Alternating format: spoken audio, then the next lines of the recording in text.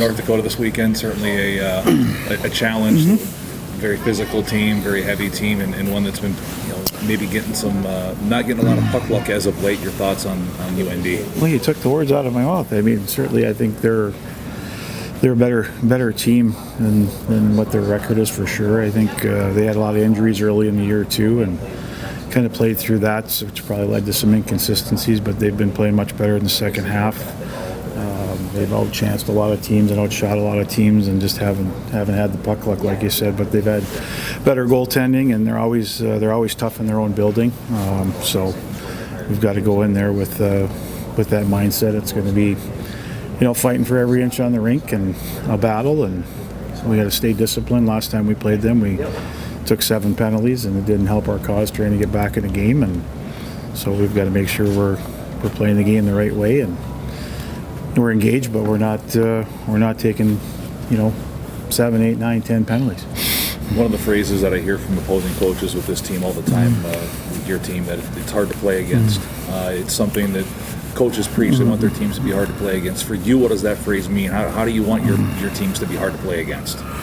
Well, I'm glad other people see that. We're always a little harder on our own teams, but no, I mean, we want to be obviously pressuring pucks. It starts with getting in and establishing forechecks, and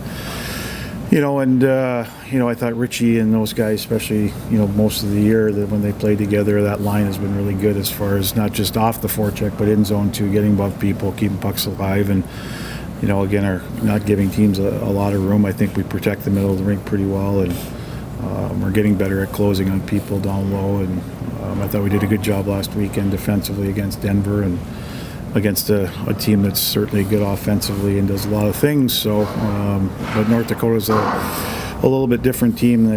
They really have a net presence. They go hard to the net. They get a lot of pucks to the net. They'll work you down low. So we got to win some battles down there, but. The same structure applies as far as protecting certain areas of the rink and not giving teams as much, room and space. And hopefully we can do that this weekend. That phrase, I think some people tend to think it might mean that it's a hard, heavy, physical type of team. But being hard to play against isn't always about hitting, is it? No, it's not. I mean, I think Denver showed that this Saturday. I mean, they're one of the better teams that plays as a group of 5, and they really get on top of you, and they smother you, and they don't give you a lot of room. They have great sticks. Those are all a big part of it, taking away time and space, pressuring people.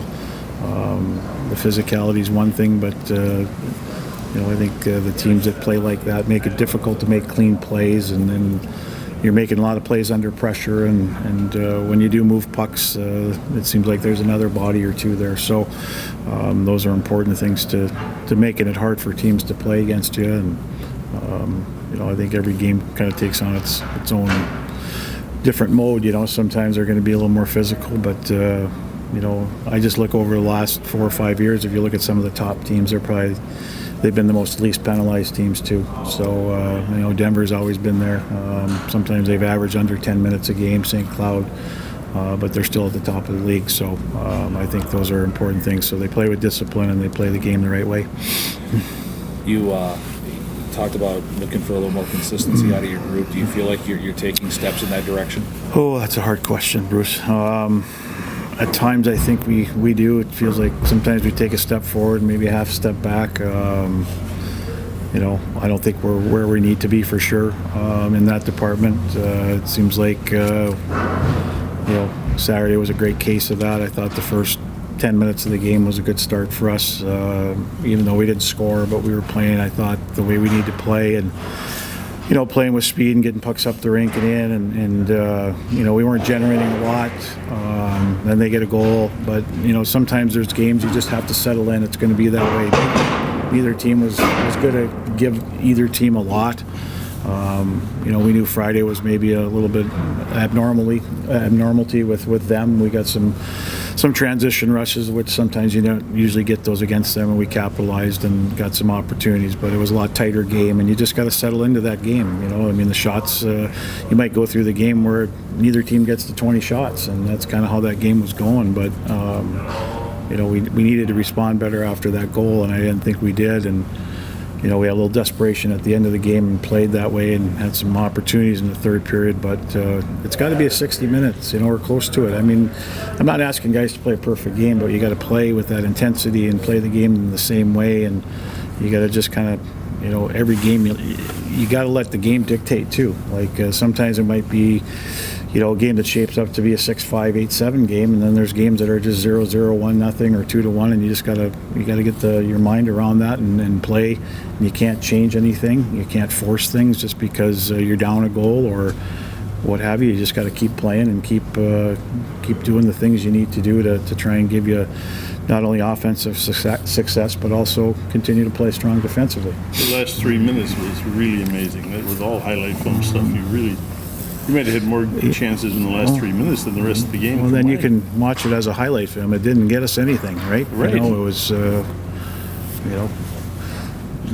you need more of that throughout the game, and but at the same time, I'm going to give them credit. Their goalie was good. Their team was really dialed in, and they came into the night going, "You're not beating us twice," and they played that way, and they got the early lead, and they made it hold up. Scott, what kind of growth have you seen from Nick Swaney in year 2 here? Well, again, more confident. I think he's had 2 good freshman year, and I think it's a lot like Richie. I think those guys gained a lot of confidence the first year. They're stronger. They're a year older. They know the league, and right now I think both of them, especially Swain's, he's got speed and can put the puck in the net. When those guys start finding that and getting more confidence, they're dangerous players, and I just see those guys growing with mentally and physically, and it's helped their confidence level. And obviously they're key guys for us. Or Swain's is certainly a big guy for us, and a guy we look to score goals and create offensive opportunities. And he's done a good job on the penalty kill as well with pairing up with Richie. Those guys have been dangerous, scored a couple shorthanded goals. So I think it's just maturity and growth, and gaining that experience and having success in the last year and a half, that those guys will continue to get better. Anything skill-wise that you're seeing out of him that's allowing him he's doubled his goal total now, or has that just all come from confidence out on the ice? Well, it's probably a little bit of both. I mean, again, he's always, we recruited him as a goal scorer. He's always been a goal scorer. So, when it's like the national championship game, he didn't score a goal, but he had 9 shots on net. And so those guys that have that ability need to shoot pucks and do that. And it'd be great if he could do it every game, but he's had some games here this year where he had 12, and he's got to be shooting the puck to score. So I don't think it's really anything different. I think he's using his speed. I think he's stronger, and I just think upstairs mentally he's a little bit mentally tougher from playing last year and learning the league and learning what he can and can't do. Though saying anything about the officials, we looked at that replay of Kepke's charge. I mean, with it beat 3 guys, it was like the play of the game. No, I didn't look at it. Scott, you guys haven't played at the Ralph since 16-17. Has it been kind of a point of emphasis to talk about just how hostile of an environment it is with the team this week? I think it's a fun place to play. I mean, if you can't get into that game, you got head problems. I mean, it's exciting. The fans get into it. Best way is to take them out of it early. Keep it 0-0. Score the first goal. We've played some really good games there. We've had some success there too in the last 4 or 5 years. So I don't know. I look forward to going there and playing because it's a fun atmosphere to play in, and I think it gets your guys excited to play too. And obviously, we know they're a good hockey team and they're a tough team to beat there. But I think the fans make it real exciting.